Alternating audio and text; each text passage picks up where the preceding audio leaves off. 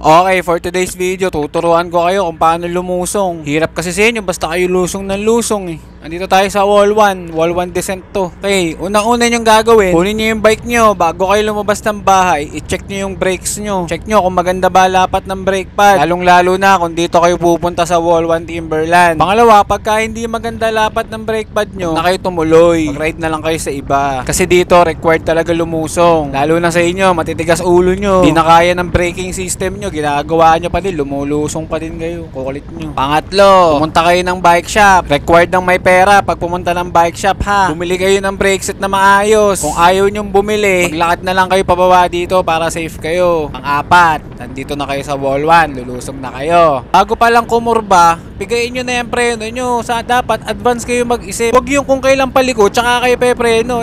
Overshoot talaga kayo niyan. Mag-isip kayo ng tama, huwag puro papogi. Lalo na, daming pumipitik dito. May mga nagbi-video pa. Gustong gusto nyo ba yon? Mapapanood ng mga tao paano kayo maging isda dun sa lambat.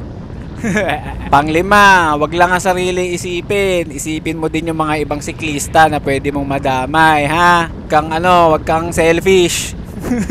Wag puro kulit ang pairalin. Minsan tsumachamba tayo na mahusay tayo, pero hindi palaging ganon, ha?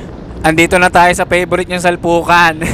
Para naman dun sa mga umaahon, huwag kayong sasakop ng kabilang lane. Para yan sa mga lumulusong. Bigyan nyo kami ng space kasi mas mabilis kami sa inyo. Pababa kami eh. Doon na kayo sa linya nyo magtahi. Huwag nyo na kami idamay dyan sa paghihirap nyo sa ahon. Kami tapos na. Pagdating naman sa pagpreno, huwag nyo ganong pipigain yung preno nyo sa harapan. Huwag kayong gigil, lalo na pagkapaliko. Balance lang dapat ang pagpiga. Sabihin nating 70-30. 70% yung piga sa likod, 30% yung piga sa harap. Huwag ganong sagad, ha? Ipigain lang natin ang sagad yan pagka sasalpok na tayo. Pwedeng dumulas kasi yung harap na gulong nyo dyan pag napiga nyo ng sagad dyan sa mga paliko. Delikado po yun. Wawa kayo. Magkakaroon kayo ng pampanggasbes sa tuhod tsaka sa braso. Napakasakit. Labas ang puti. Lastly, hindi kailangan mabilis sa lusong, ha? Wala tayong trophy pagbaba dyan. Wala ding cash prize dyan. Yung maipagyayabang natin sa tropa na PR tayo sa lusong dyan sa wall 1, hindi yan pang matagalan, ha? Saglit na saglit lang yan. Pagyayabang mo lang yan. Tapos yung tropa mo, wala namang pake, diba? Safe lang tayo palagi dapat. Doon ka sa ahon magwala, wag sa lusong. So, yun lang naman. Ride safe sa inyo.